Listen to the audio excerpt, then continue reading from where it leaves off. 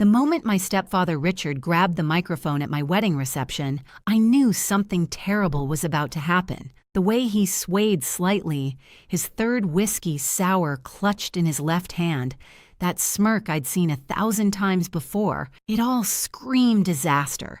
But nothing could have prepared me for what came next. I'm Millie Hatfield, I'm 29 years old, and what should have been the happiest day of my life turned into a nightmare that would ultimately lead to sweet, unexpected justice. Before I continue, please hit that like button and let me know in the comments where you're tuning in from and what time it is there. Thank you. Richard wasn't supposed to give a speech.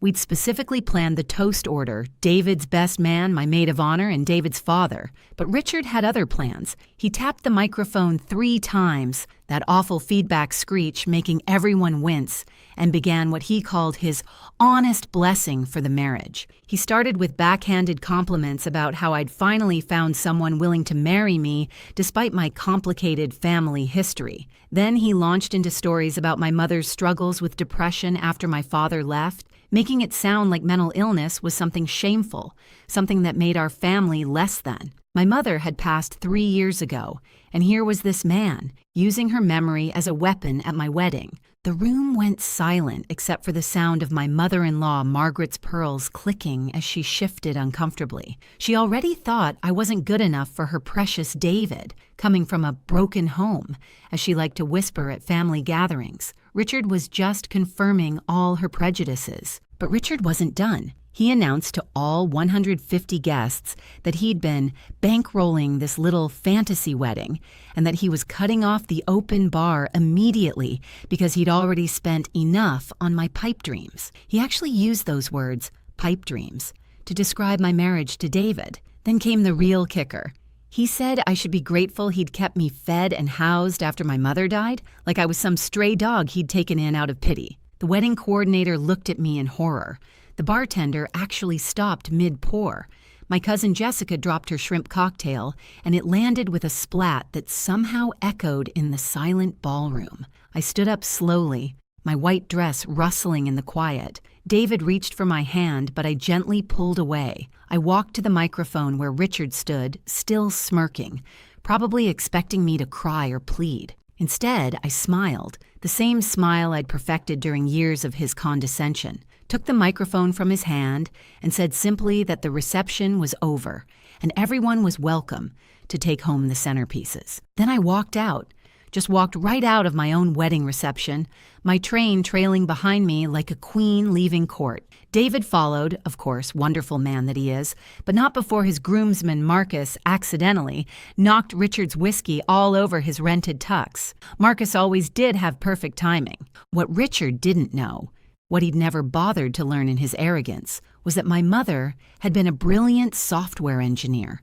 Those pipe dreams he mocked, I'd inherited her analytical mind, her attention to detail, and most importantly, her habit of keeping meticulous records. The company Richard now ran, the one that paid for his country club membership and his ridiculous midlife crisis Porsche, was built entirely on my mother's patents and code. 3 days after the wedding disaster, while David and I were supposed to be in Bermuda for our honeymoon, I was instead sitting in my living room in my pajamas, eating ice cream straight from the container. Ben & Jerry's Cherry Garcia, if you're wondering, because if you can't have chocolate therapy after your stepfather ruins your wedding, when can you? That's when Eddie Chen knocked on my door. Eddie had been our wedding photographer, but more importantly, he'd been my mother's colleague 20 years ago when they'd worked together at Tech Innovations. He stood there with his camera bag and a manila envelope that would change everything. Eddie told me he'd been struggling with whether to come forward, but after witnessing Richard's display, he couldn't stay quiet anymore. My mother had given him something to keep safe, something she'd told him to give me only if Richard ever went too far. Well, if ruining my wedding wasn't too far, I don't know what would be. Inside the envelope was a key to a safety deposit box at First National Bank, along with a sticky note in my mother's handwriting. For my brilliant daughter. Trust your instincts, love. The truth always surfaces. David wanted to come with me to the bank, but he was stuck in damage control mode. His mother, Margaret, had been calling nonstop, alternating between sympathy and subtle suggestions that maybe we should have just eloped to avoid family drama, as if Richard's behavior was somehow my fault. David, bless him, was trying to manage her while supporting me, though I could see him struggling. He'd grown up in a family where conflict meant quiet disappointment and passive-aggressive Christmas cards, not public humiliation at wedding receptions. The safety deposit box contained 3 things: my mother's real will, a USB drive, and a leather journal filled with her notes. The will was dated just 2 months before her death, properly witnessed and notarized. It stated clearly that everything, the house, the company, the patents, was to transfer to me on my 30th birthday. That was only 6 months away. But here's where it gets interesting.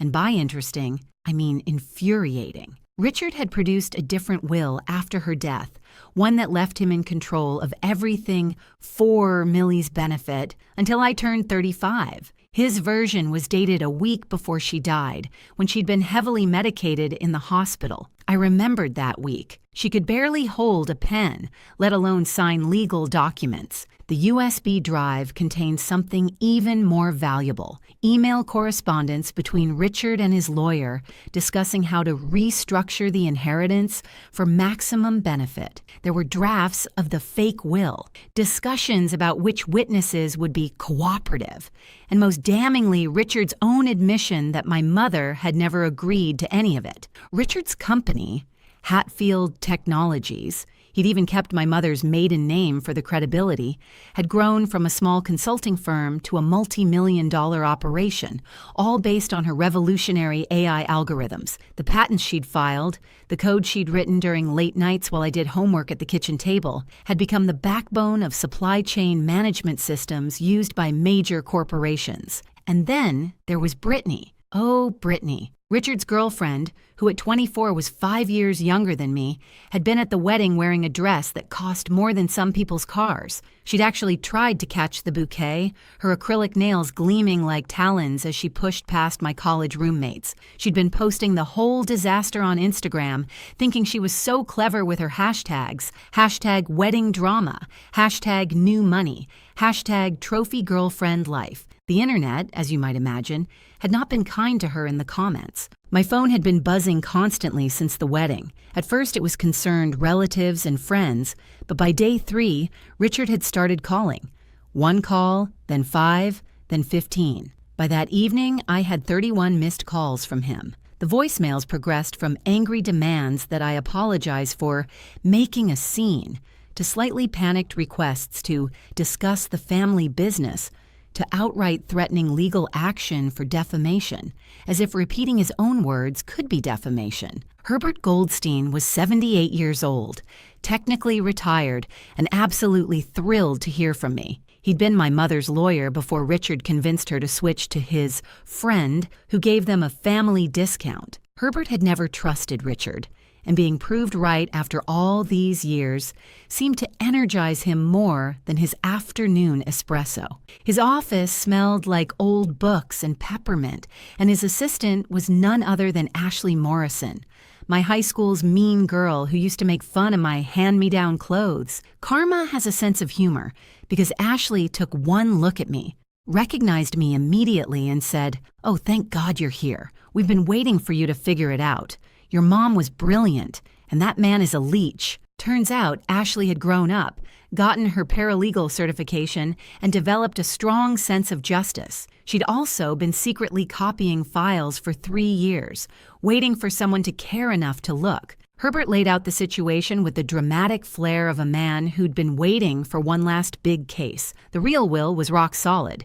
The fake one? Full of holes. The witnesses Richard had used included his golf buddy who'd been in Florida that week and a notary whose license had expired 2 years before the supposed signing. It was sloppy, arrogant work. Exactly what you'd expect from Richard. But we had a problem. Richard had already transferred most of the liquid assets into company investments, and the house had been refinanced twice. Getting everything back would require proving fraud, and that meant we needed more evidence. Herbert suggested we look into the company's contracts, particularly the big government deal Richard had been bragging about for months. If you're enjoying this wild ride, my friends, please take a moment to subscribe to the channel and leave a comment below. Your support truly means everything to me, and it helps other people find these stories too. Ashley had been doing some digging of her own. She'd found out that Richard's business partner, Joaquin Reeves, had been trying to exit the partnership for a year, but Richard kept blocking him with various legal maneuvers.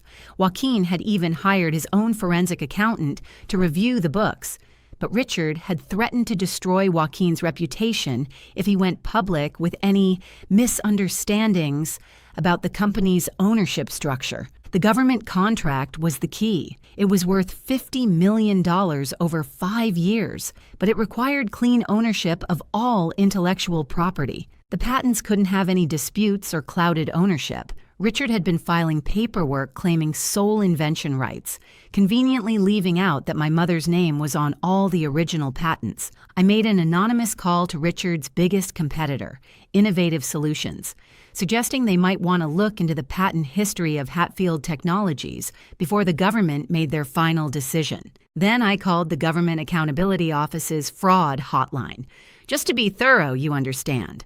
And the best part? Richard's paranoia was already in overdrive. According to my Aunt Sharon, Richard's own sister, who'd always been kind to me despite her brother, he'd installed new security cameras at the office, hired a private investigator to follow me, and started accusing employees of being spies. He'd even fired his longtime secretary because she'd asked about discrepancies in the patent documentation. Meanwhile, Brittany was living her best life, completely oblivious to the storm brewing.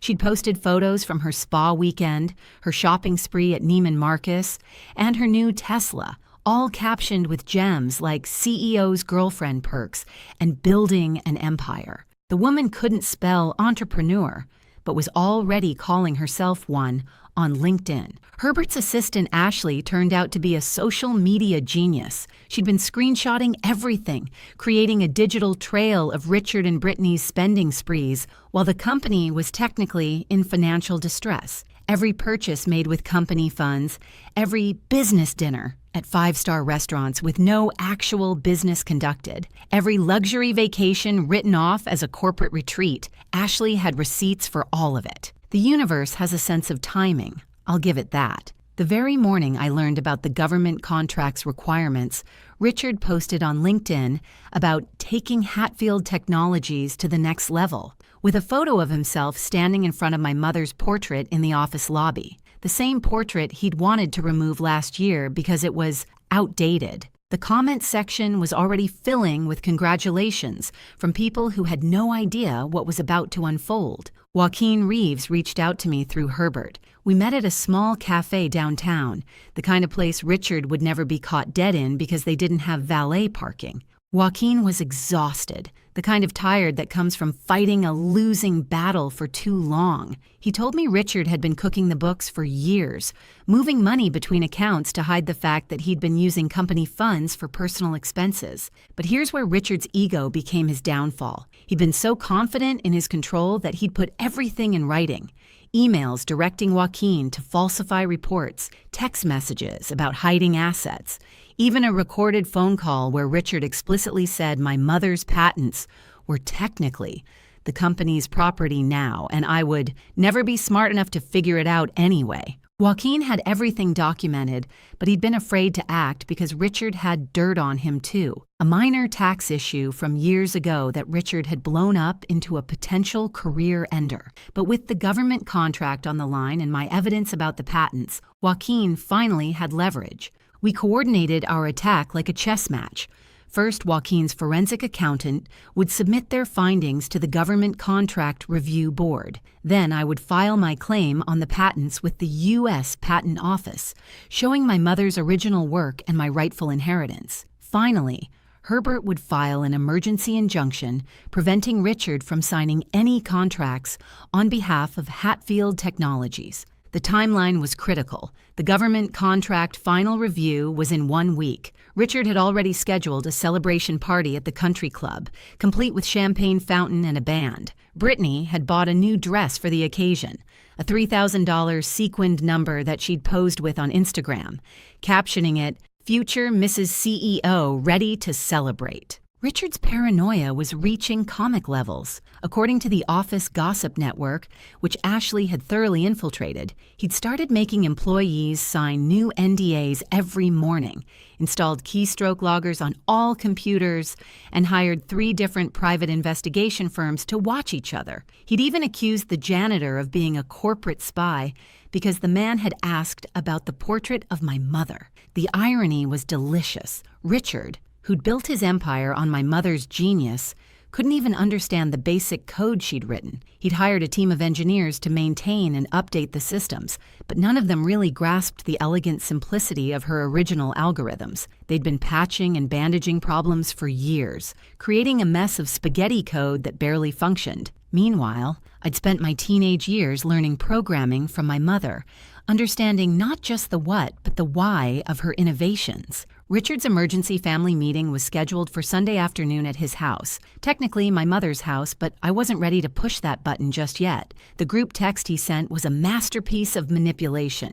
Need all family members present to discuss Millie's recent unstable behavior and its impact on our family's reputation. Coffee and pastries will be served. Unstable behavior. The man who'd humiliated me at my wedding was calling me unstable. It was like the pot calling the kettle beige. Not even black, just beige, because Richard couldn't even get his metaphors right. I arrived 15 minutes late, on purpose, wearing my mother's favorite blazer and carrying a leather briefcase that had belonged to her. The living room was full.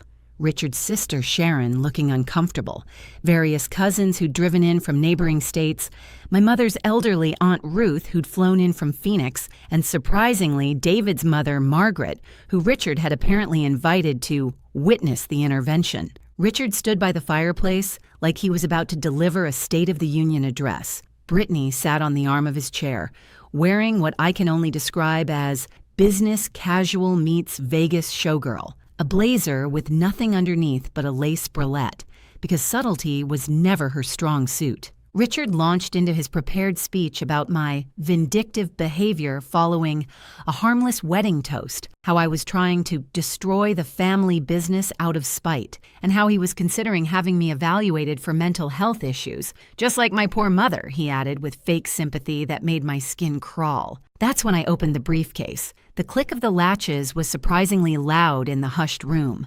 I pulled out copies of everything: the real will, the forged documents, the email evidence, the patent records, and a special surprise, Richard's tax returns showing he'd been claiming my mother's patents as his own inventions for tax breaks. But the real showstopper was what I'd discovered just that morning. Richard hadn't just stolen from me. He'd been managing Aunt Ruth's retirement fund and had borrowed $200,000 for a temporary business investment that was somehow never repaid. He'd convinced Cousin Michael to invest his kids' college funds in a subsidiary company that existed only on paper. He'd even taken out loans using Sharon's house as collateral without telling her. The room erupted. Aunt Ruth, despite being 84 and usually sweet as pie, stood up and called Richard something I can't repeat here, but it rhymed with trucking fastard. Michael looked like he was about to throw up.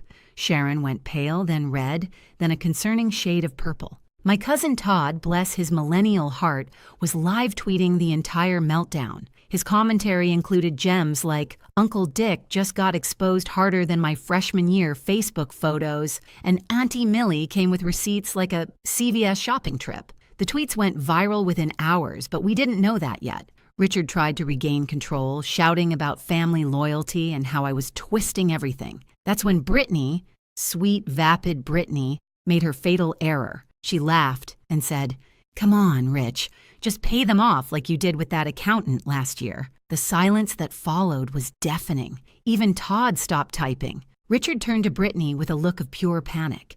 She, realizing her mistake, tried to backtrack. "I mean, the accountant you helped with his mortgage, as a gift, from the company." Aunt Sharon, finding her voice, asked very quietly which accountant and why they needed to be paid off. Richard's stammering non-answer told everyone everything they needed to know. David's mother, Margaret, who'd been silent this whole time, stood up and walked over to me. I expected another lecture about bringing drama to her family. Instead, she said, "Millie, dear, I owe you an apology. I've misjudged everything. This man is a criminal, and you've shown more grace than I would have." Then she turned to Richard and added, "You disgust me." That performance at the wedding wasn't about Millie. It was about you being a pathetic, insecure little man who couldn't stand to see someone else happy. Coming from Margaret, who usually expressed strong emotions by slightly pursing her lips, this was the equivalent of a nuclear bomb. Monday morning arrived like Christmas,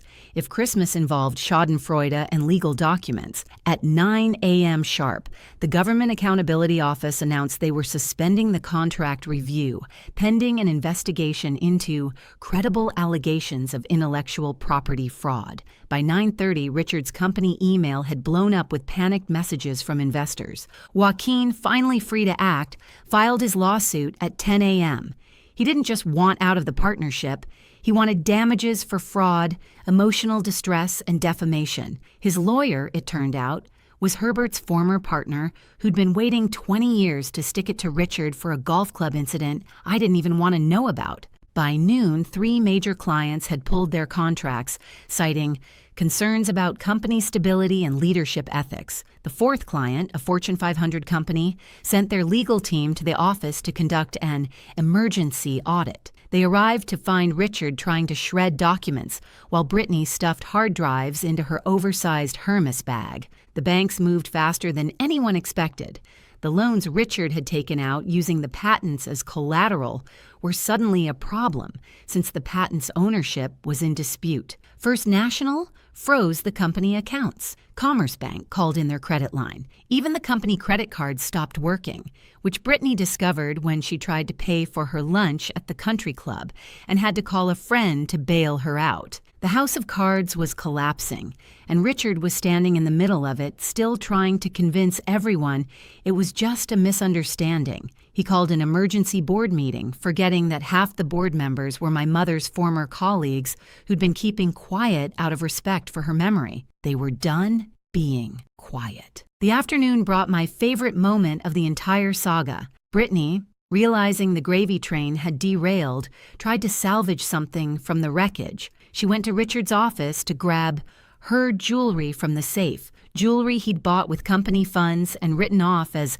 client entertainment. She found the safe empty. Richard had already pawned everything to pay for the lawyers he'd hired that morning. The resulting screaming match could be heard 3 floors down. Brittany called Richard every name in the book and several that weren't in any book I'd read. She threw his golf trophies out the window. They were all participation trophies anyway. She dumped his protein shakes on his car seats. Then she posted a breakup announcement on Instagram. Single again. Turns out he was broker than broke. You're just a new beginnings. And he sugar daddy wanted. No, not my circus, not my monkeys. Richard's country club membership was revoked by 5 p.m. Apparently, bouncing a $50,000 event deposit check is frowned upon in those circles. His golf buddies, the same ones who'd laughed at his wedding toast, suddenly didn't know him. The club president actually called me to apologize for any distress their former member had caused, which was code for, "Please don't sue us. We had no idea he was using stolen money." That evening, the local news picked up Todd's tweets. The story of the wedding toast disaster had gone viral over the weekend, and now the business collapse was trending. The headline read, "Local CEO's wedding toast leads to company collapse, federal investigation." They even had video from the wedding. Turns out the videographer had kept rolling during Richard's speech, thinking it was planned. The footage was damning. By midnight, Richard had sent me 31 voicemails, each more desperate than the last. They ranged from threats of legal action to attempts at guilt-tripping about family loyalty to outright begging. The last one was just him crying. I didn't feel bad. Well, maybe a little bad for his liver, which had probably processed more whiskey that day than in the previous month. Tuesday, 2:47 a.m. I know the exact time because that's when my Ring doorbell started going crazy. Richard was at my front door and he was absolutely plastered.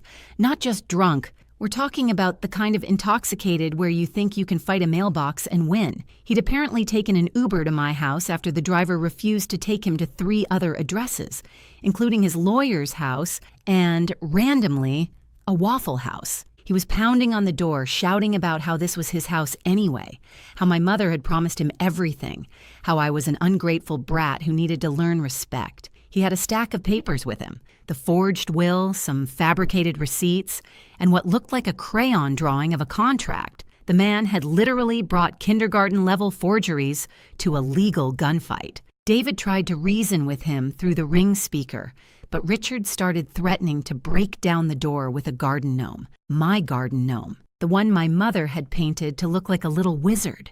That was the last straw. Our neighbor, Mrs. Patterson, had already called 911. She'd been watching the whole thing through her window with her cat, both of them equally scandalized. She later told me she'd been waiting 3 years to have a legitimate reason to call the cops on Richard after he'd complained about her wind chimes. The police arrived to find Richard trying to jimmy the lock with a credit card, a declined credit card, because the universe has a sense of poetry. He immediately started shouting about his rights, how he owned this house, how I was a squatter in his property. He shoved the forged documents at the officers, not realizing one of them was Officer Martinez, whose mother had worked with mine at Tech Innovations years ago. Officer Martinez took one look at the documents, noticed they were dated 3 different years in 3 different places on the same page, and asked Richard if he'd been drinking. Richard's response? "I've been drinking success, officer. This is my house. I demand you arrest her for trespassing in my house." Then Richard made the fatal mistake of trying to push past the officers to get to my door. That's when things got interesting. Turns out Richard had more than just alcohol in his system. He'd apparently taken what Brittany later described on her Instagram story as confidence pills, which I'm pretty sure weren't prescribed by any legitimate doctor. The officers cuffed him for attempted breaking and entering, public intoxication, and assault on a police officer, though honestly, his attempt to push Officer Martinez was more like an aggressive lean. As they were putting him in the car, he started listing all the important people he knew who would have their badges. The list included 2 retired mayors, a fictional senator, and oddly, Judge Judy. But here's where it gets really good. And while searching Richard for weapons, standard procedure, they found a USB drive in his pocket. Richard, in his infinite drunken wisdom, had been carrying around the original files he'd used to forge my mother's will, including a Word document hilariously titled, "Real Will Final Use This One Doc." David's mother, Margaret, had been staying in our guest room since the family meeting, not wanting to miss any developments. She came out in her robe and slippers to watch Richard being arrested, sipping tea from my mother's favorite mug like she was watching a British drama. She actually waved at him as the police car drove away. The police report was a masterpiece. It included Richard's claim that he was a sovereign citizen who didn't recognize their authority, his attempt to bribe them with a company check he couldn't cover, and his final declaration that he would buy the entire police department and turn it into a parking lot. Officer Martinez noted that the suspect seemed confused about basic reality. The local news had somehow already arrived. Mrs. Patterson might have called them, though she denies it while smiling. The footage of Richard being led away in handcuffs, still shouting about his rights and his house, would become what the internet calls an instant classic. Someone set it to circus music and it got 2 million views on TikTok. The courtroom was packed. 3 weeks after his arrest, Richard faced a judge who happened to be the Honorable Patricia Winters, a woman who'd gone to law school with my mother and had 0 tolerance for document fraud. Richard's lawyer, the 3rd one he'd hired after the first 2 quit, looked like he'd rather be anywhere else, possibly including active volcano. The criminal charges were just the appetizer. The main course was the civil case, where Herbert absolutely destroyed Richard's defense. Every forged document was examined, every fraudulent transfer exposed, every lie unraveled. Richard tried to claim he'd been protecting my interests, that my mother had verbally agreed to everything. Judge Winters asked him if he had any witnesses to these verbal agreements. Richard suggested they could use a Ouija board to ask my mother. The judge was not amused. The verdict was swift and brutal.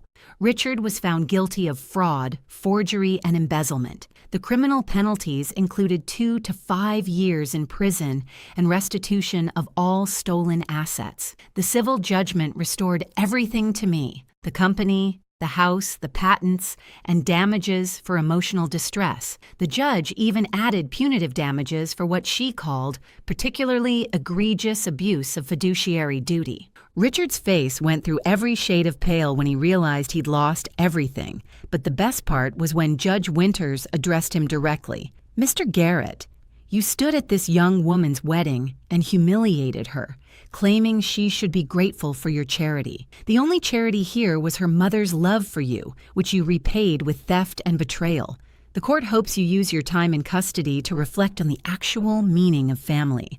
I took over Hatfield Technologies the next day. The employees who'd been living in fear of Richard's paranoid management actually applauded when I walked in. I rehired his secretary with a raise and an apology. Joaquin became my business partner, a real partner with actual contracts and everything legal. We got the government contract after all, once I proved the patents were legitimately mine. The company portrait wall got a makeover.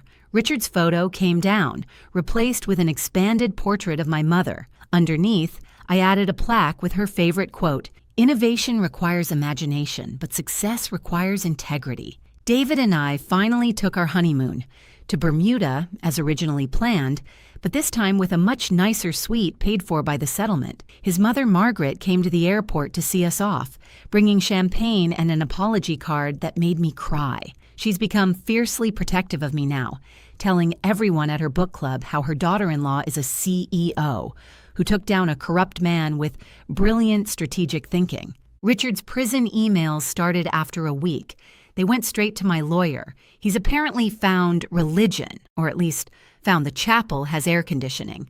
He works in the library now, which seems fitting, surrounded by books about laws he broke. Brittany tried to write a tell-all book called Gold Diggers Regret My Life with a Con Man, but since she'd signed an NDA back when she thought Richard had money, she couldn't publish it without paying damages she couldn't afford. Last I heard, she was dating a cryptocurrency influencer who definitely isn't running a Ponzi scheme, according to his YouTube channel. The wedding reception do-over happened 6 months later.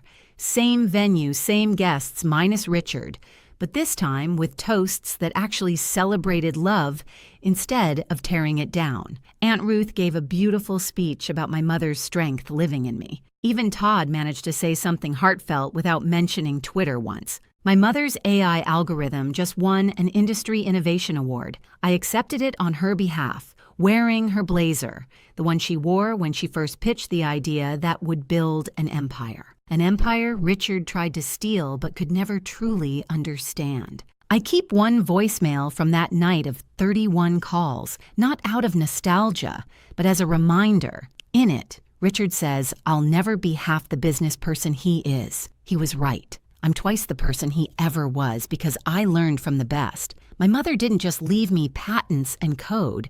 She left me the knowledge that true success isn't about taking from others, but building something that lasts. The company is thriving. The house is peaceful. The wizard garden gnome stands guard by the front door, unbroken and unbowed, just like the women who painted it and the daughter who inherited her strength.